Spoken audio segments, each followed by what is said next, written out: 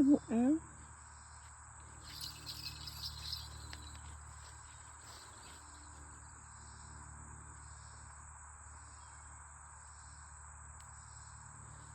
That's over there.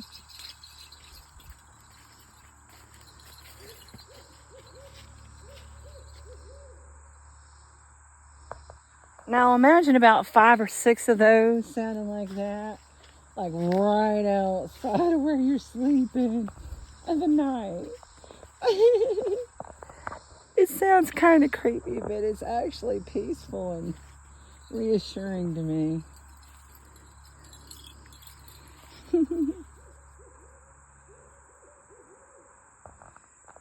Because if they don't want you to know they're there, you won't know they're there. And they could fly straight over top of my head. And I would never know. Unless I felt his presence or felt a difference in the light, like him coming between me and the light source. But other than that, if they don't want you to know that they're there, you will not know. Talk about stealth mode. They associate Pisces with owls. And they say that, which goddess was it that kept the owl as her messenger between realms?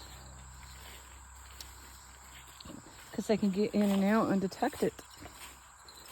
So, and there's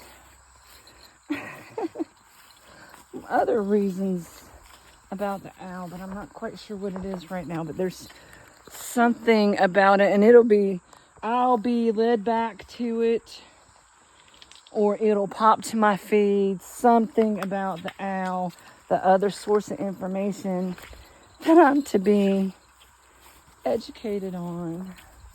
So I'm telling y'all, I have been called to shamanism. I really feel it in my bones. It's just, I thought I would be led to a person, an actual Indian shaman and shaman healer to teach me, instead of all these different sources from YouTube and stuff like that. Seriously, I need touchable, tangible, real life people to show up for me to learn from. Because I sincerely feel it. That I am very much being called to it for energy work, healing. Very much so. And Reiki. Very much. I'm meant to be a Reiki healer. I think I already do. I'm already a distance healer. People don't even know it's like I'm a vacuum. Like clean up on aisle 3, wherever I am. And I have a much bigger range than others. I smell skunk or somebody smoking weed close by. And it's good weed. So, because it's loud, so it's got to be a skunk. Please, God, do not let Betty, please do not tangle with the skunk, brother. Hello.